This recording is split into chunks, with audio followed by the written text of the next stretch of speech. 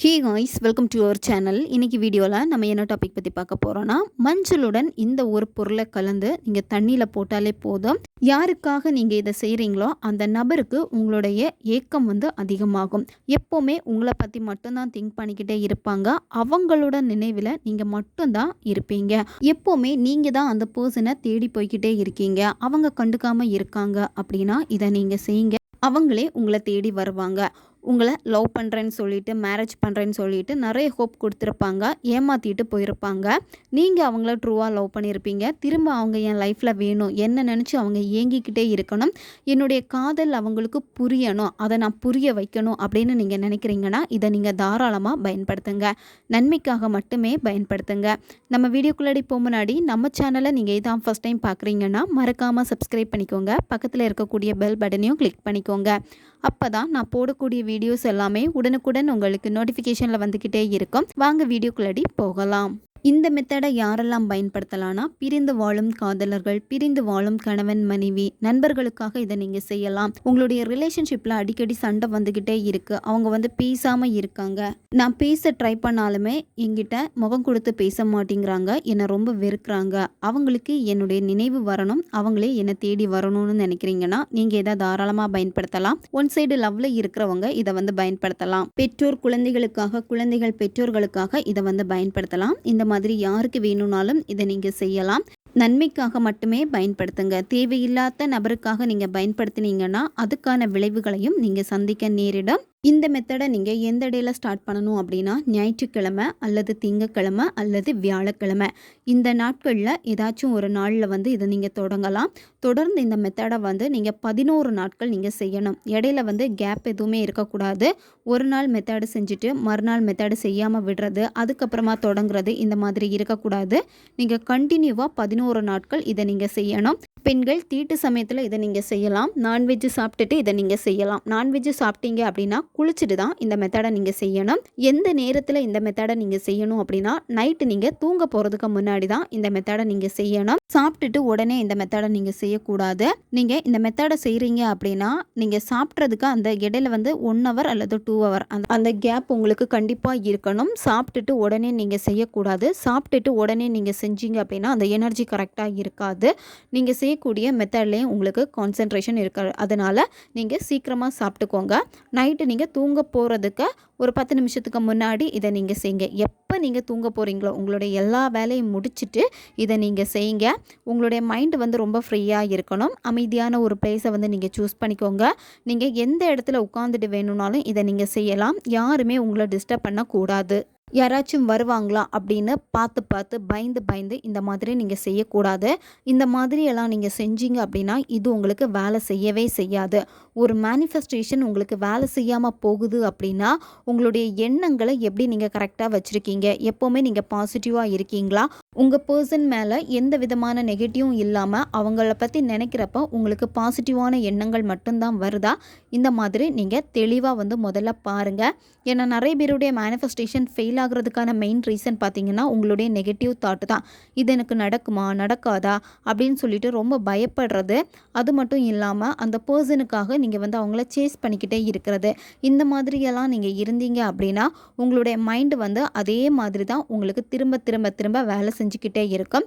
அதனால் உங்களுக்கு என்ன வேணுமோ அந்த விஷயத்தில் நீங்கள் பிலீவ் பண்ணுங்கள்.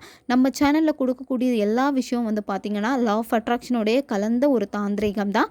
உங்களுக்கு உடனுக்குடனே வேலை செய்யும். அதை நாங்கள் சொல்கிற மாதிரி ப்ராப்பராக நீங்கள் பண்ணிவிட்டு எந்தவித எக்ஸ்பெக்டேஷனும் இல்லாமல் நீங்கள் இருக்கிறப்போ கண்டிப்பாக அது உங்களுக்கு வேலை செய்யும். நீங்கள் மேனிஃபெஸ்டேஷன் பண்ணுறப்போ உங்களுடைய தாட்டை ஹாப்பியாக வச்சுட்டு நீங்கள் செஞ்சு பாருங்கள். அதனுடைய ரிசல்ட் எப்படி இருக்கும்னு உங்களுக்கே தெரியும். இந்த மெத்தடுக்கு உங்களுக்கு தேவைப்படுறது ஒரு கண்ணாடி கிளாஸ் தேவைப்படும். அப்படி இல்லைன்னா ஒரு பவுல் எடுத்துக்கோங்க. வெறும் தரையில் உட்காரக்கூடாது. ஏதாச்சும் விரிப்பு போட்டு உட்காந்துக்கோங்க. ஒரு கேண்டில் அல்லது தீபம் ஏற்றி வச்சுருங்க. ஃபஸ்ட்டு என்ன பண்ணணும்னா ப்ரீத்திங் எக்ஸசைஸ் பண்ணணும். முதல்ல உங்கள் மூச்சை கவனிங்க. மூச்சை மெதுவாக உள்ளே இழுத்துட்டு ஆழமாக மெதுவாக வாய் வழியாக மூச்சை வெளியே விடணும். இந்த மாதிரி நீங்கள் 10லேருந்து ஒரு 15 வாட்டி நீங்கள் செய்யணும். அதுக்கப்புறமா நீங்கள் என்ன பண்ணணும்னா, எடுத்து வச்சுருக்கக்கூடிய அந்த கண்ணாடி கிளாஸ் அல்லது பவுலை வந்து உங்களுக்கு முன்னாடி வச்சுக்கோங்க. அதில் வந்து தண்ணி வந்து ஃபில் பண்ணி வச்சுக்கோங்க. நார்மல் வாட்டராக தான் இருக்கணும். உங்களுடைய 2 கைகளையும் வந்து நல்லா உரசுங்க. கையை வந்து உரசுறப்போ கைக்கிடையில வந்து ஒரு ஹீட் வந்து ஃபார்ம் ஆகும். அது உங்களுடைய காந்த சக்தி. உங்களுடைய கைக்கிடையில அந்த ஹீட் வந்து ஃபார்ம் ஆனதுக்கப்புறமா நீங்கள் என்ன பண்ணணும் அப்படின்னா, கொஞ்சமாக மஞ்சள் எடுத்துக்கோங்க.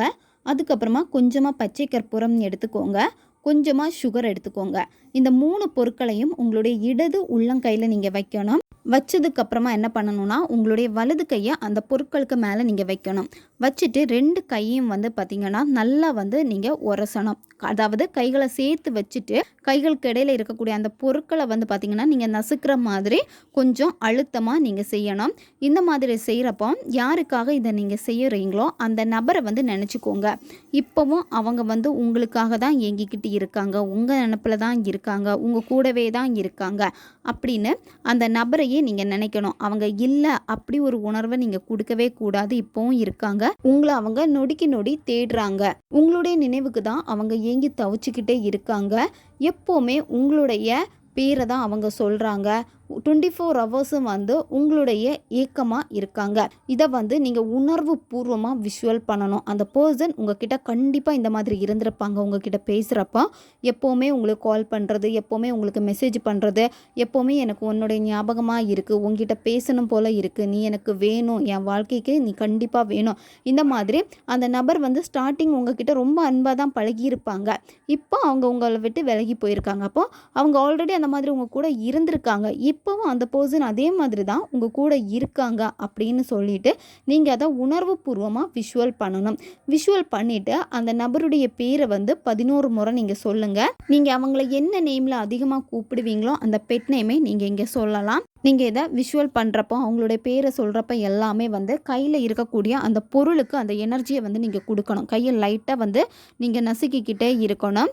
உங்களுடைய கையில் இருக்கக்கூடிய பொருள் வந்து கீழே சிந்துற மாதிரி அந்த மாதிரி இருக்குன்னா நீங்கள் என்ன பண்ணணும் அப்படின்னா, அந்த டம்ளரை வந்து உங்கள் கைக்கு கீழே கரெக்டாக வச்சுக்கோங்க.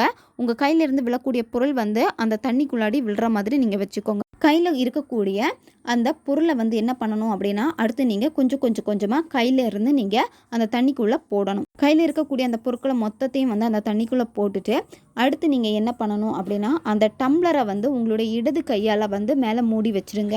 மூடி வச்சுட்டு உங்கள் வலது கையை என்ன பண்ணணும் அப்படின்னா, உங்களுடைய ஹார்ட் சக்கரா உங்களுடைய நெஞ்சுக்கு மேலே வந்து இங்கே வச்சுக்கோங்க. வச்சுட்டு கண்களை மூடிட்டு, இப்போ இந்த பர்சன் வந்து என் கூட தான் இருக்காங்க, எனக்கு இந்த பர்சனை திரும்ப என் வாழ்க்கையில் நீங்கள் கொடுத்ததுக்கு ரொம்ப நன்றி பிரபஞ்சமே அப்படின்னு சொல்லிட்டு மனசார நீங்கள் பிரபஞ்சத்திற்கிட்ட நன்றியை தெரிவிக்கணும். அதை உணர்வு பூர்வமாக ரொம்ப சந்தோஷமாக மனசார நீங்கள் நன்றியை தெரிவிக்கணும். அடுத்து இந்த டம்ளரை என்ன பண்ணணும் அப்படின்னா, நீங்கள் கட்டிலில் படுத்து தூங்குறீங்க அப்படின்னா கட்டிலுக்கு கீழே வந்து வச்சுக்கோங்க.